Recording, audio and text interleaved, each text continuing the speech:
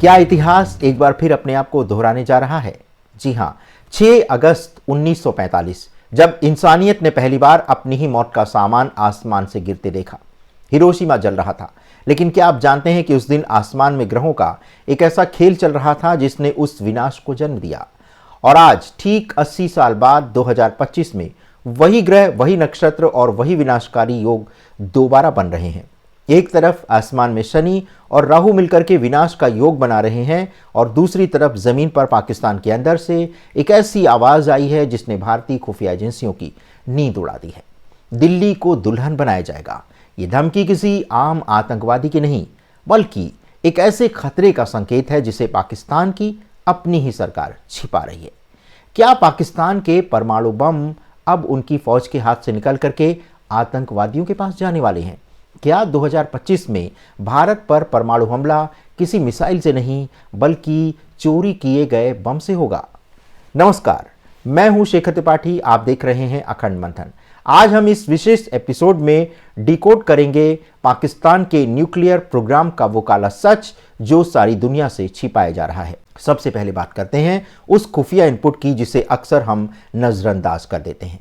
London में बैठे MQM के संस्थापक अल्ताफ हुसैन ने हाल में ही एक चेतावनी दी है। उन्होंने साफ शब्दों में कहा है कि पाकिस्तान अब आतंकवादियों की दया पर निर्भर है। उनका दावा है कि पाकिस्तान की फौज के अंदर ही कुछ ऐसे गद्दार अफसर मौजूद हैं जो कट्टरपंथी सोच रखते हैं।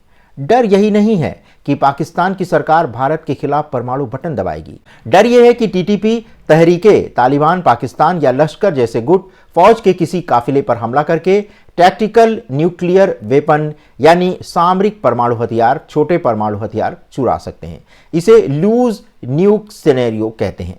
याद कीजिए 4 नवंबर 2023 पाकिस्तान का मियांवाली एयरबेस, ये वो जगह है जहां पाकिस्तान के फाइटर जेट्स और शायद परमाणु हथियार रखे जाते हैं। TTP से जुड़े आतंकवादियों ने इस बेस के अंदर घुसकर हमले की कोशिश की थी। अगर वो उस दिन किसी हथियार के डिपो तक पहुंच जाते तो क्या होता? अल्ताफ हुसैन की चेतावनी यही है कि अगर पाकिस्तान की फौज बिखरती है तो ये परमाणु बम खिलौनों की तरह आतंकवादियों के हाथ में होंगे और तब दिल्ली को दुल्हन बनाने की धमकी सिर्फ एक मुहावरा नहीं रह जाएगी। लेकिन खतरा असल में दिखता कैसा है? क्या आतंकवादी कोई बहुत बड़ी मिसाइल चुराएंगे? जी नहीं। पाकिस्तान ने भारत की कोल्ड स्टार्ट डॉक्ट्रिन से डर करके एक विशेष हथियार बनाया है जिसका नाम है नासर या हत्फ-9। यह कोई आम मिसाइल नहीं है, यह एक टैक्टिकल न्यूक्लियर वेपन है। इसकी खासियत है और खतरा दोनों ही इसकी साइज है। रेंज सिर्फ 70 से 80 किलोमीटर। साइज में ये इतनी छोटी है कि इसे सामान्य से ट्रक पर लाद कर भी ले जाया जा सकता है। और यही है सबसे बड़ा डर। युद्ध की स्थिति में पाकिस्तान को इन छोटी मिसाइलों को अपने सुरक्षित बंकरों से निकाल करके बॉर्डर पर भेजना होगा।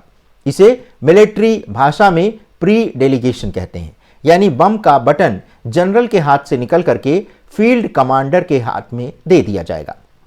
सोचिए, जब ये मिसाइलें ट्रकों में भरकर हाईवे से गुजर रही होंगी और तभी TTP वहां एम्बुश कर दे यानी हमला कर दे तो एक चलता फिरता परमाणु बम उनके हाथ लग जाएगा और इसे चुराना और छिपाना बड़ी मिसाइलों के मुकाबले बहुत आसान है। अब हम उस सवाल पर आते हैं जो हर भारतीय के मन में है।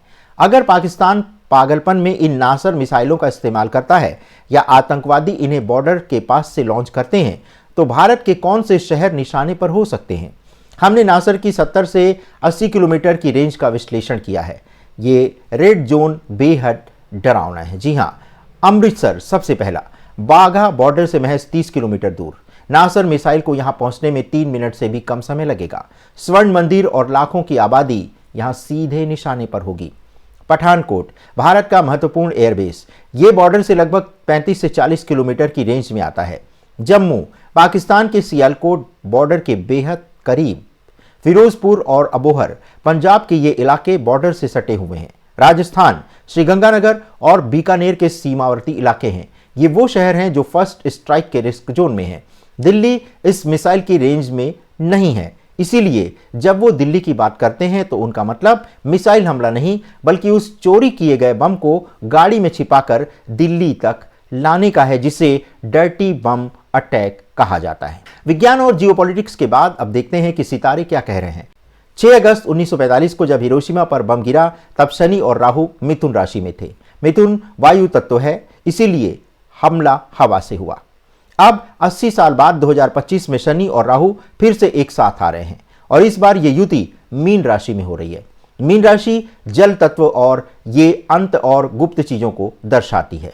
ज्योतिषी गणना कहती है कि अप्रैल 2025 से लेकर के 2026 के अंत तक का समय अत्यधिक संवेदनशील है। क्योंकि ये जल तत्व में है, खतरा हवा से ज्यादा पानी के रास्ते छुपकर आने का है और यही वो डर्टी बम वाली थ्योरी को भी कंफर्म कर रहा है। पाकिस्तान की कुंडली मेष लग्न के हिसाब से अगर देखें तो मेष लग्न के लिए ये योग उनके 12वें भाव यानी विनाश और गृह युद्ध में बदलता हुआ दिखाई दे रहा है। इसका मतलब है कि 2025-26 में पाकिस्तान किसी बाहरी देश से नहीं बल्कि अपने ही अंदर के गृह युद्ध से तबाह होगा और यही वो समय होगा जब उनके परमाणु हथियारों की सुरक्षा सबसे ज्यादा कमजोर होगी। तो निष्कर्ष क्या है? क्या खतरा वास्तविक है? लेकिन क्या हमें पैनिक होने की जरूरत है? बिल्कुल नहीं। भारत के पास S-400 जैसे डिफेंस सिस्टम हैं जो हवाई हमलों को रोक सकते हैं, लेकिन ल्यूज न्यूक्स यानी चोरी हुए बम का खतरा टेक्नोलॉजी से ज्यादा इंटेलिजेंस का विषय है। 2025 और 2026 का पूरा ये साल शनि और राहु का गठबंधन और पाकिस्तान के अस्तित्व और भारत की सुरक्षा परीक्षा दोनों के लिए बहुत निर्णायक होने वाला है। क्या पाकिस्तान अपने ही बनाए गए भस्मासुर यानी आतंकवाद का शिकार होकर के बिखर जाएगा या फिर दुनिया को एक और परमाणु त्रासदी देखनी पड़ेगी? आज का सवाल, अगर पाकिस्तान में गृह युद्ध होता है और परमाणु हथियार खतरे में पड़ते हैं तो क्या भारत को पीओके और पाकिस्तान के परमाणु ठिकानों पर कब्जा कर लेना चाहिए? नीचे कमेंट्स में हाँ या ना लिख करके अपनी राय जरूर दें और ऐसी ही गहरी और बेबाक रिपोर्ट्स के लिए सब्सक्राइब करना मत भूलिएगा। अखंड मंथन। यदि आपको चैनल का कंटेंट अच्छा लगता है तो इसे लाइक, शेयर और सब्सक्राइब करना मत भूलिएगा। जय हिंद, जय भारत।